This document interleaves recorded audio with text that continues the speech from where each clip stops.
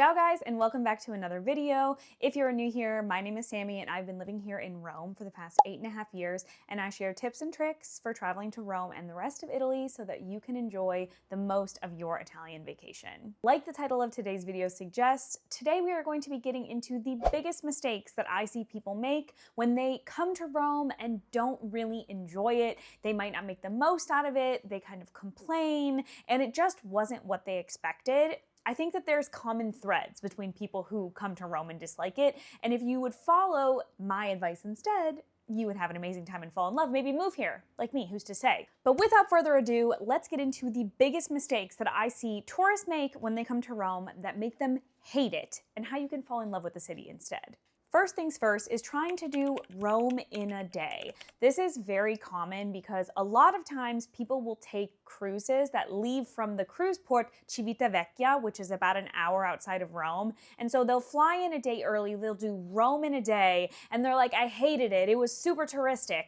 Well, yeah, because you bopped around from tourist site to tourist site. Maybe you even did one of those big bus tours. Yeah, the city's gonna feel like Disney World if you approach it as such. Trying to do Rome in a day, an absolute no-no. You will probably hate it if you try to do it this way. The second biggest mistake that I see people making is trying to pack too much into a single day itinerary, or to your itinerary, period.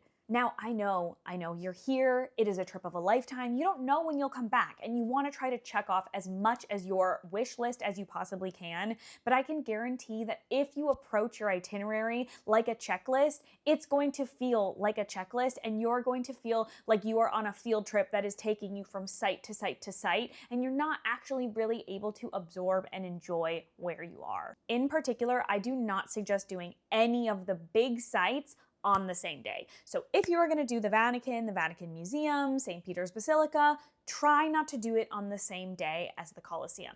It's just information overload. There is so much history to take in, so much to enjoy, that when you pack it all into one day, I don't think it really gives you the time and space to really enjoy it and soak it in. Instead, I would suggest doing one, max two big ticket items on your wish list in a particular day. So do the Vatican museums one day, and then maybe have an idea of a neighborhood you want to go around, maybe a smaller museum if you want to go see that, or an art gallery or a park, and then spend the rest of the day wandering around. I guarantee you will probably stumble across many of the things you wanted to see on your list doing it this way anyway. Number 3 is not making reservations at authentic Roman restaurants. Unfortunately, there are just as many bad restaurants in Rome as there are good restaurants, and if you don't make reservations in advance and you end up just wandering up to a place that you find when you're hungry and your group is just looking for a place to sit down and get a plate of food,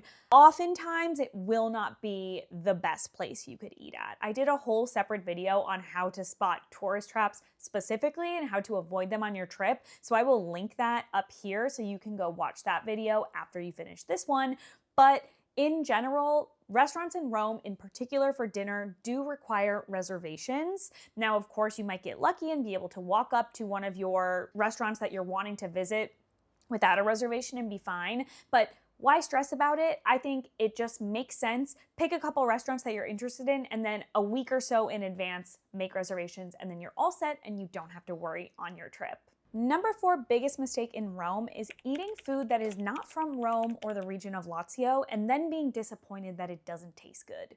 Every single city and region in Italy has their own unique cuisine. Italy was only unified a couple hundred years ago, so these independent regions have very much developed over hundreds, if not thousands of years, their own distinct food culture.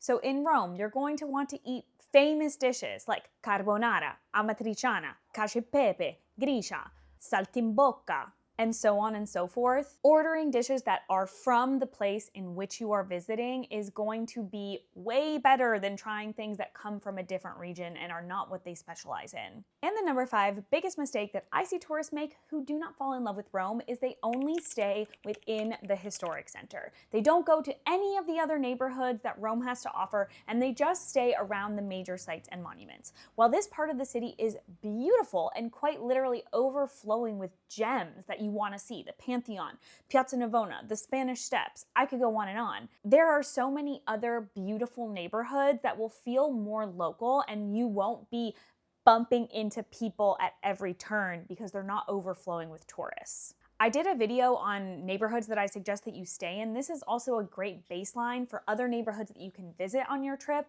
like Trastevere, like Prati, like Monti, like Ostiense, and Testaccio. So there's a ton of neighborhoods that are still quite central. They're not going to take you super out into the periphery of Rome, but they have a more local feel, and they'll also give you a little bit of breathing room. I think I could probably make a much longer video than just 5 things that I see people who don't love Rome make those common mistakes.